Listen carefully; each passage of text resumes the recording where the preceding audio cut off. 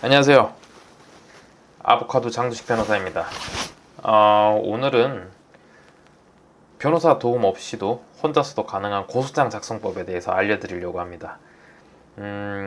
제 블로그에서도 고소장 작성법이 되게 많은 히트수를 기록하고 있어요. 많은 분들이 검색해서 찾아주시는데 제가 오늘은 이제 구두로 어떻게 하면 되는지 알려드리도록 하겠습니다.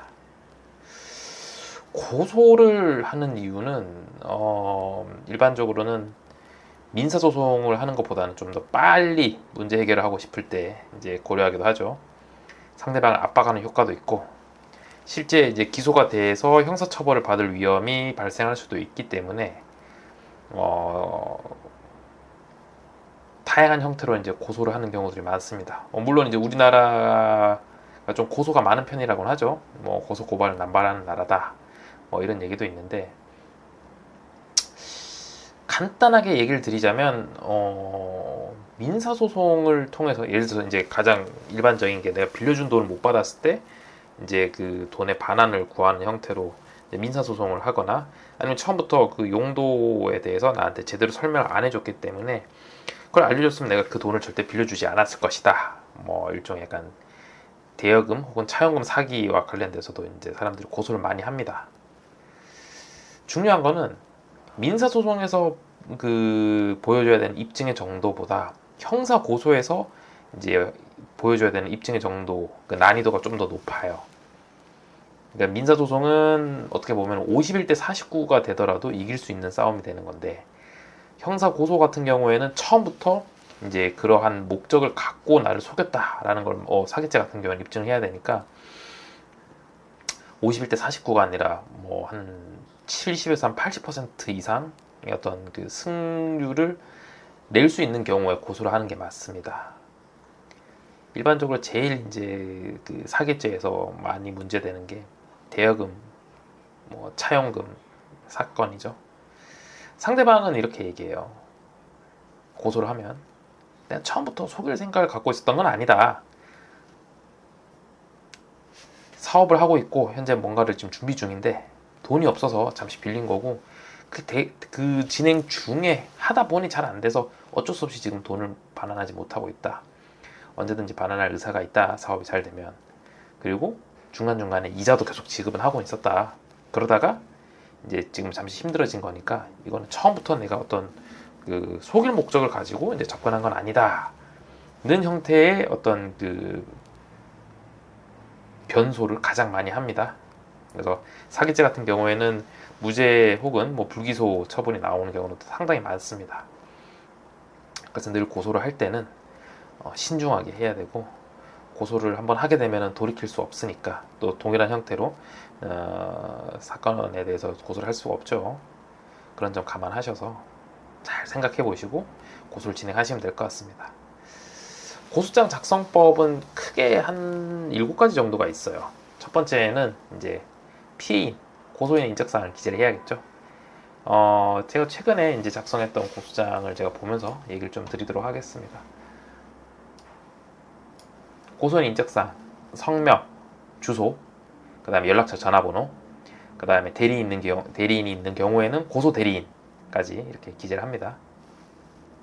두 번째는 피고소인, 피의자라고도 하죠. 인적사항을 기재합니다. 고소인 인적사항이랑 똑같아요. 근데 보통은 이름이랑 성별, 뭐 전화번호 정도 알고 주소나 직업은 모르는 경우가들이 많아요. 그럴 때는 그냥 알지 못함이라고 하시면 됩니다. 전화번호나 뭐 주민등록번호 앞자리 정도만 있어도 상대방을 특정하는 데는 크게 무리가 없으니까요.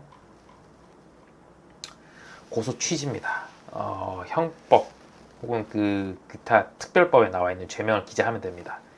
고소인은 피고소인을 뭐 어떠한 죄, 뭐 형법 몇 조로 고소하오니 철저히 수사해서 실상을 밝힌 다음에 엄벌에 처하여 주시기 바랍니다. 이런 형태로 이제 본문을 기재합니다. 아주 짧게 취지니까요. 내가 왜 이 사람을 고소하려고 하는지, 뭐 죄명이 여러 개라면은 그 언급되는 죄명을 다 기재하시면 됩니다. 네 번째는 이제 범죄 사실을 기재합니다. 어떻게 보면은 고소장의 축소판, 아주 간략하게 그 사실관계를 축약을 해서 아주 핵심적인 내용만 이제 보여주는 거죠. 육하 원칙에 근거해서. 심플하게 얘기하자면 내가 언제 어떠한 그 피고소인과 어떤 관계가 있어서 법률 관계 혹은 뭐 여러 가지 금전 대여 관계라든지 아니면 그냥 지나가다가 아니면 지하철을 탔는데 그 사람이 나의 의도와 관계없이 나를 뭐 추행을 했다 아니면 폭행을 했다 아니면은 내 돈을 이제 뺏기로 편취하기로 공모하고 내 돈을 어떠한 형태로 거짓 정보를 제공하면서 돈을 마치 어떠한 언제든까지 이제 사업을 완료해서 돈을 갚을 수 있는 것처럼 속인 다음에 돈을 편취를 했다.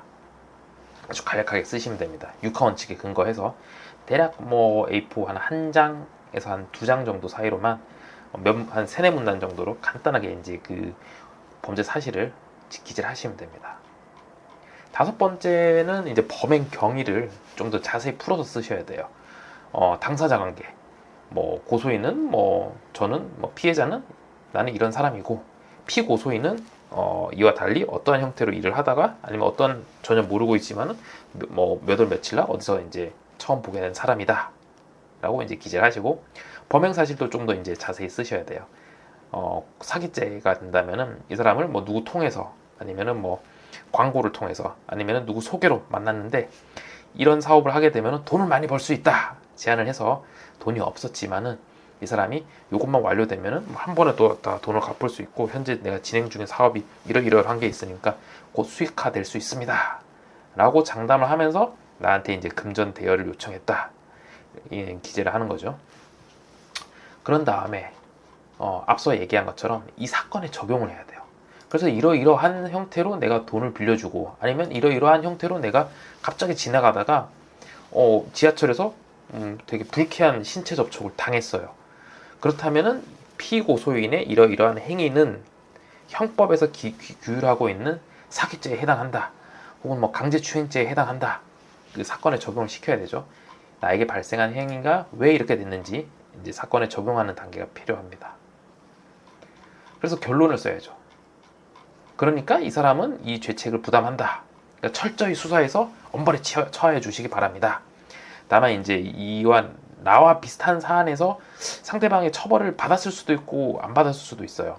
상대방은 이런 경우에는까지 나는 그냥 뭐 사기 경우에는 대부분이 어떤 편취의 의도가 없었다. 아니면 상대방도 투자를 했다. 투자라는 거는 그 빌려주는 거랑 다르잖아요. 투자를 하면 당연히 손실이 발생할 수도 있는 거고 수익이 나면 나눠 갔는데 그거는 이제 일반적인 대여하고는 다르죠. 그래서 편취의 의도가 전혀 없었다. 이런 것들을 이제 항변할 수 있기 때문에 그걸 깰 수 있는 나와 가장 유사한 사안에서 상대방을 처벌한 사안이 있다면 그 판례를 첨부를 해야 됩니다. 마지막으로는 이제 증거 자료를 넣어야겠죠. 이 사람이 주고받은 뭐 카카오톡, 혹은 뭐 문자 메시지, 전화 통화, 혹은 뭐 차용금 약정서, 혹은 아니면은 뭐 강제추행 건이라면은 어떤 뭐 CCTV라든지 아니면은 그 지하철역 영상, 아니면 이를 촬영하고 있는 다른 사람의 제보, 아니면 사실 확인서, 진술서 등과 같은 증거 자료를 첨부하면 됩니다. 이렇게 해서 이제 고소장을 잘 작성하셔가지고 직접 고소를 해보는 것을 추천을 드리고요. 만약에 혼자 작성이 어렵다 그러면은 제가 이제 댓글로 제가 고소장 작성법을 다시 상세하게 풀어둔 제 블로그 링크가 있으니까 블로그 링크도 댓글로 남겨두겠습니다. 고소 살면서 뭐 고소할 일이 그렇게 많지 않을 수도 있다라고 생각할 수 있지만은 어느 순간 그게 나의 일이 될 수도 있어요. 그래서 혼자서 고소장 작성하는 법을 한번 익혀보시고 법률 용어에 대해서 좀 가깝게 지내시다가 법률 전문가의 도움을 받으셔도 좋고 혼자서 고소장 작성을 할 수 있다고 생각하시면은 직접 고소장을 작성해서 제출하셔도 좋습니다. 저는 다음 영상에서 더욱 도움되는 정보로 돌아오겠습니다. 여러분께서 구독과 좋아요를 해주시면 더욱 힘나서 좋은 영상 만들겠습니다. 감사합니다. 지금까지 아보카도 장두식 변호사였습니다.